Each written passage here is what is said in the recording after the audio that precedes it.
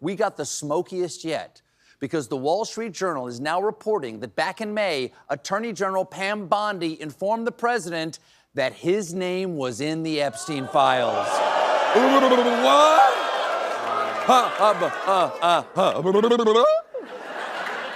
But he said he hardly knew the guy. He's in the files. He's in the files.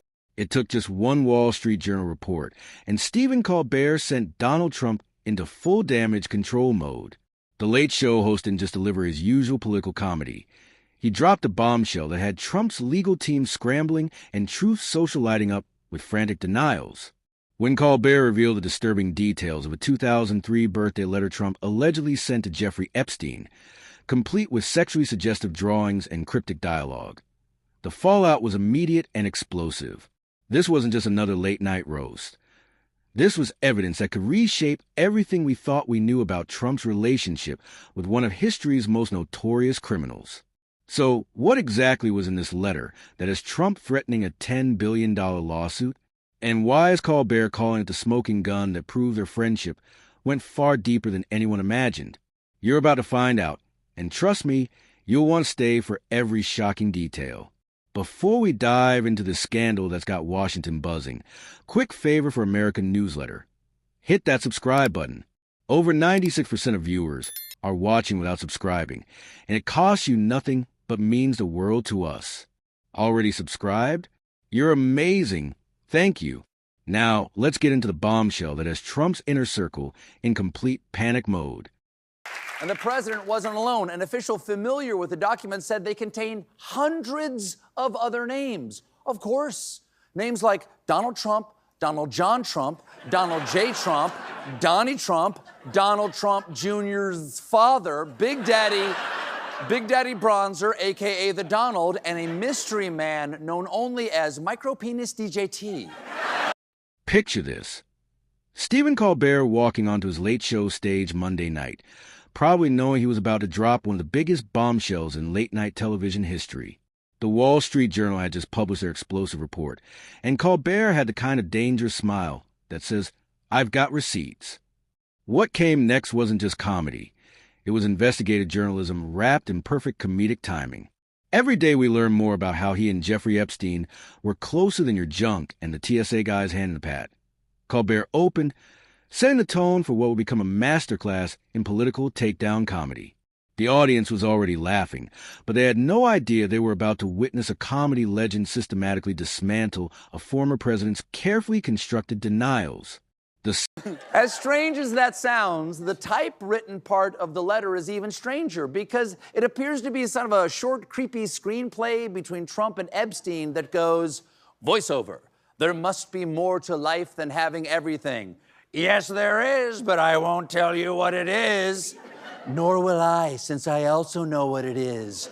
We have certain things in common, Jeffrey. Yes, we do. Come to think of it.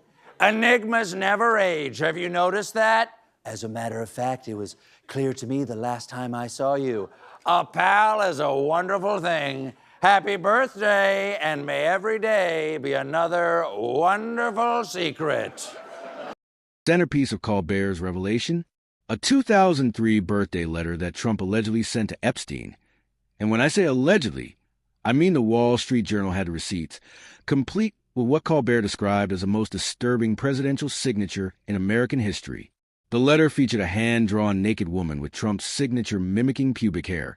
Colbert revealed, pausing for the collective gasp from his studio audience. But he wasn't done. With the precision of a surgeon and the timing of a comedy master, he delivered the knockout punch. Donald Trump drawn pubic hair on every executive order. Can you imagine being Trump's lawyer and having to explain that sentence? The mental image alone is enough to send any legal team reaching for the aspirin. But this wasn't just about a crude drawing. It was about what that drawing represented. A level of inappropriate intimacy between Trump and Epstein that goes far beyond casual acquaintance. Wow. That is not only weird and creepy, that is pure absurdist dialogue. It reminds me of the end of Waiting for Godot. Well, shall we go? Yes, let's go. They sneak into a teen beauty pageant dressing room. Colbert described the letter as a typewritten creepy screenplay framed by a hand-drawn naked woman, comparing bizarre dialogue to absurdist theater. It reminded him of the play, Waiting for GDAU, he quipped, turning what should have been a serious criminal investigation into the kind of comedy gold that only Stephen Colbert can mine. But here's where Trump's response gets even more desperate. Faced with this damaging evidence, Trump didn't just deny writing the letter. He denied the very concept of drawing. "I never wrote a picture," Trump reportedly said, which gave Colbert the perfect setup for his next devastating blow. Trump was big mad about this letter coming out, and he offered this ironclad excuse. "This is not me. I never wrote a picture in my life."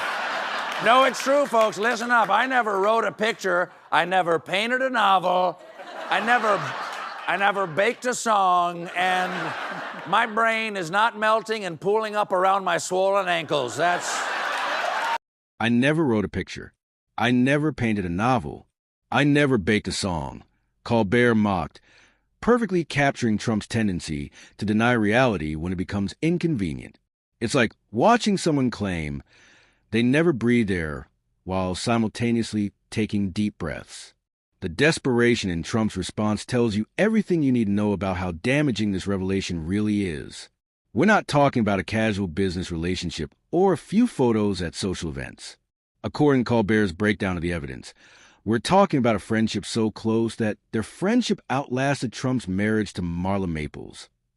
Then there are these pictures from a year 2000 issue of the Palm Beach Post of Trump and Melania at the same event as Epstein and Ghislaine Maxwell. That's how tight these guys were. Their friendship outlasted Trump's marriage to Marla Maples. Oh, till death do us part, Jeffrey. Till mysterious, unexplained death. And then came the line that had the internet exploding. Till death do us part, Jeffrey. Till mysterious, unexplained death. The timing was perfect, the delivery flawless, and the implication crystal clear. Colbert wasn't just making jokes. He was connecting us that Trump desperately wants to keep separated. The audience erupted because they knew they were witnessing something unprecedented.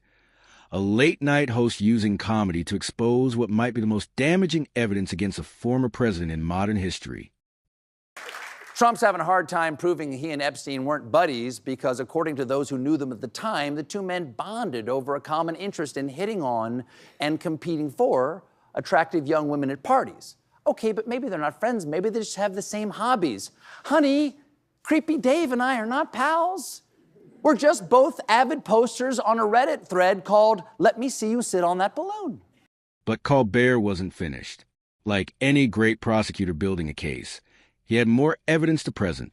He revealed that Trump appears in the Epstein files under multiple names and nicknames, reading them off like a comedy bit that writes itself.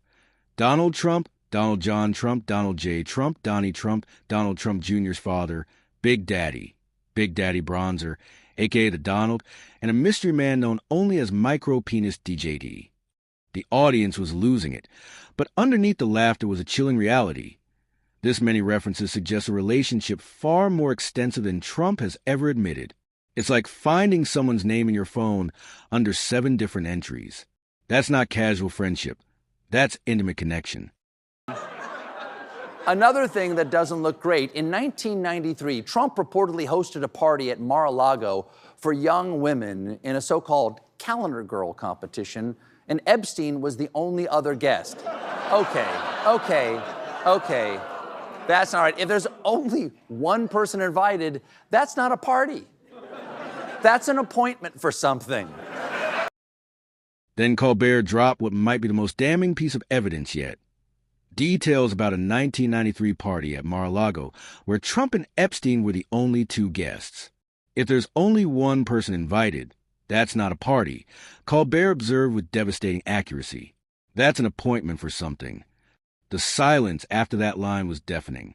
Even Colbert's liberal audience seemed to grasp the gravity of what that appointment might have entailed. This wasn't comedy anymore. This was criminal investigation material delivered with perfect comedic timing. He's so mad that in response to the story, Trump is suing Rupert Murdoch for $10 billion. Good luck with that, Donald. You can't sue a dead man for defamation. And how did Trump respond to this mounting evidence? Exactly as you'd expect, with threats, lawsuits, and social media meltdowns. Colbert gleefully reported that Trump was threatening a $10 billion defamation lawsuit against Rupert Murdoch, owner of the Wall Street Journal.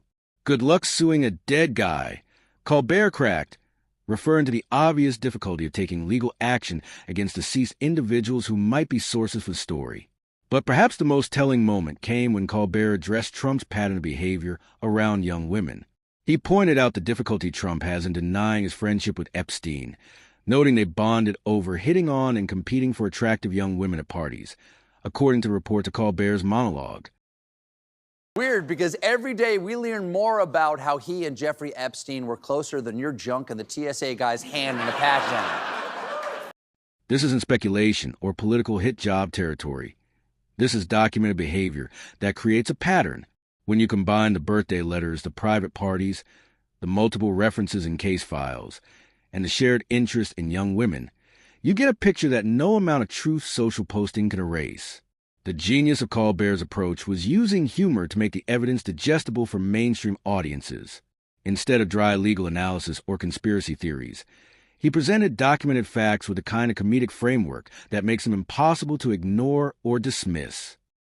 After this news dropped, many were quick to point out that this gives new color to what Elon Musk tweeted back in June. Time to drop the really big bomb. At real Donald Trump is in the Epstein files. Elon knew it.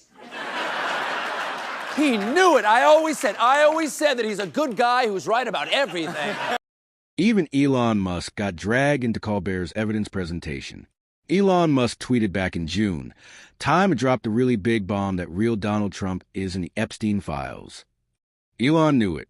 He knew it, Colbert revealed, showing that even Trump's current allies have been anticipating these revelations for months. The implications are staggering. If these documents are authentic, and the Wall Street Journal's reputation suggests they've done their due diligence, then Trump's denials about his relationship with Epstein aren't just politically inconvenient. They might be legally problematic. But here's what makes this story even more explosive: the timing. Just as Trump is gearing up for another presidential campaign, just as he's trying to move past his various legal troubles, Stephen Colbert drops evidence that could potentially implicate him in one of the biggest sex trafficking scandals in modern history. Ladies and gentlemen, let's take a walk down memory lane to the corner of Pervert Alley. For starters, here's a photo of Epstein attending Trump's 1993 wedding to Marla Maples. That is chilling. Tuxedo jacket with stonewashed jeans and cowboy boots? Jeffrey, the fashion police are calling. And they all want to see the list. Trump's panic response. The immediate lawsuits, the frantic denials, the social media meltdowns, tells you everything about how seriously his team is taking this threat. This isn't normal political opposition research. This is evidence that could potentially end careers and land people in prison. Colbert's final observation might have been the most prescient. Trump wants to change the subject to anything besides Jeffrey Epstein. And who can blame him? When the evidence includes sexually explicit drawings with your signature, private parties with known criminals, and multiple references in federal case files, changing the subject becomes a matter of survival, not political strategy. Epstein was spotted in the background of another photo at the wedding, and in these two pictures with Trump at the 1997 Victoria's Secret Angels party, which raises the question, just what was Victoria's Secret? As the dust settles on this latest bombshell, one thing becomes crystal clear. Stephen Colbert didn't just deliver a comedy monologue. He potentially changed the trajectory of American politics. With documented evidence, perfect comedic timing, and the courage to call out power, he's proven once again why comedy might be our most effective form of journalism. Can we take a look at those photos again? Look at Epstein. Even the way he appears in the photos is creepy. Okay, everybody get together for the photo. Everybody say cheese.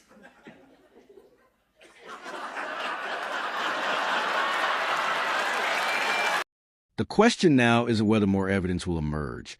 It's whether America is ready to confront what that evidence might reveal. And based on Trump's panic response, he's betting everything that we're not. This analysis is based on publicly reported statements from Stephen Colbert's Late Show broadcasts and widely covered media reports about Trump-Epstein connections. All content complies with fair use guidelines for commentary and analysis. If this investigation into the evidence gave you something to think about, subscribe to American Newsletter, because we're just getting started uncovering the stories they don't want you to see.